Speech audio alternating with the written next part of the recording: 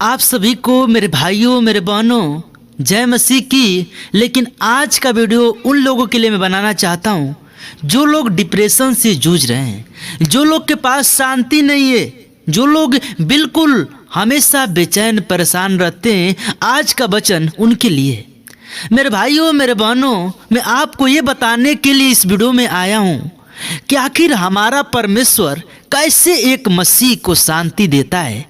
लेकिन शांति लेने के लिए आखिर हमको क्या करना पड़ेगा। एक बात अपने जीवन में हमेशा याद रखना मेरे भाइयों मेरे बहनों, कि जो परमेश्वर पर भरोसा विश्वास है, अगर जो व्यक्ति का ये स्ट्रांग रहेगा, उसके जीवन में ना तो कभी दुख आएगा और आएगा भी तो चला जाएगा। एक बात को हमेशा याद रखना, क्योंकि एक बात अपने जीवन में हमेशा सोचते रहते हैं, आखिर यीशु मसीह जब इस दुनिया में आया तो एक बात कहता था कि मैं पिता में हूँ और पिता मुझ में है। यानी उसके जो चेले थे वो यीशु मसीह से पूछे कि पिता कैसा दिखता है। यीशु ने कहा कि जैसा मैं हूँ वैसा मेरा पिता है, यानी पिता मुझ में है और मैं पिता में हूँ। मेरे भाइयों मेरे बहनों, हमारे जो पास्टर होते हैं, लीडर अगुआ होते हैं, जो हमको सिखाते हैं, वो भी दो गुना आदर के योग्य हैं, क्योंकि उनके में भी पिता है। हमारा यीशु मसीह कहता था क्या कि मेरे में पिता है और पिता में मैं हूँ। मेरे भाइयों मेरे बहनों, और यीशु मसीह चमत्कार करता था। यीशु मसीह लंगड़ों को छूता था, वो चंगे हो जाता था। गूंगों को छूता था, वो बोलने लगता था। तो एक बात से हम परख सकते हैं कि हमारा जो पास्टर अगुआ है वो भी क्या है, वो भी दो गुना आदर के योग्य है। तो हमको अपने जीवन में कभी भी अपने पास्टर यानी अगुए को हमेशा इज्जत देना है, सबसे पहला बात। और दूसरा बात कि हमारे जीवन में जब डिप्रेशन से हम जूझ रहे हैं तो हमारे पास वचन नहीं है।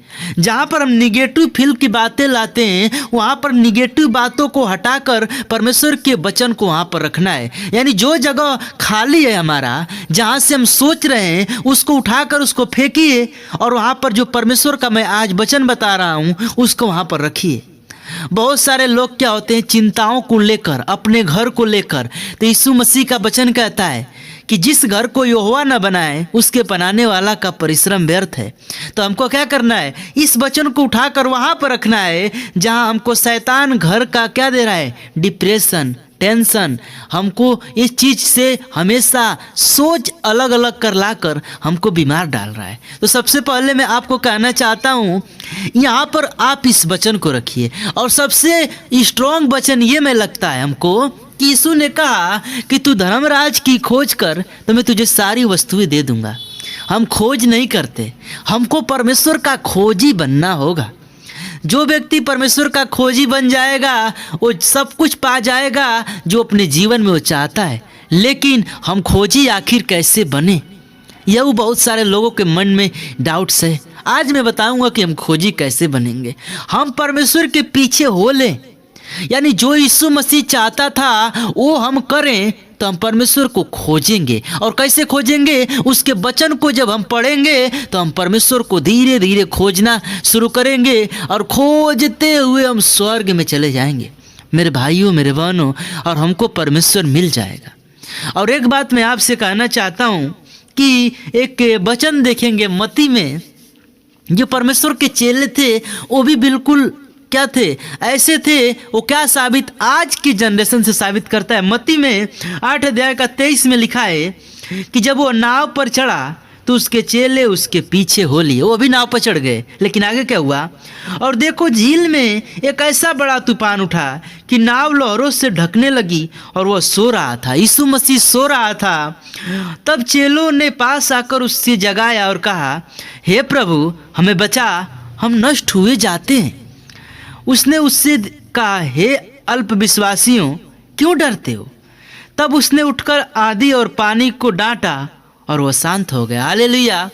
यानी इस बात को ये बात हमको क्या सिखाती है कि जब चेले नाव में थे उनको विश्वास नहीं था कि हमारे साथ तो परमेश्वर है, आखिर हमारी नाव कैसे डूब सकती है। लेकिन फिर भी वो यीशु मसीह को उठाए। उसी प्रकार हमारा ये जीवन है मेरे भाइयों मेरे बहनों। हम जानते हैं कि यीशु ने कहा कि मैं तेरे संग संग रहूंगा। परमेश्वर कहता है कि तू जहाँ कहीं जाए यहोवा तेरे साथ साथ रहता है, लेकिन फिर भी हम अल्प विश्वास में पड़ जाते हैं। हमारे पास विश्वास नहीं होता, हमारी विश्वास डगमगा देता है शैतान।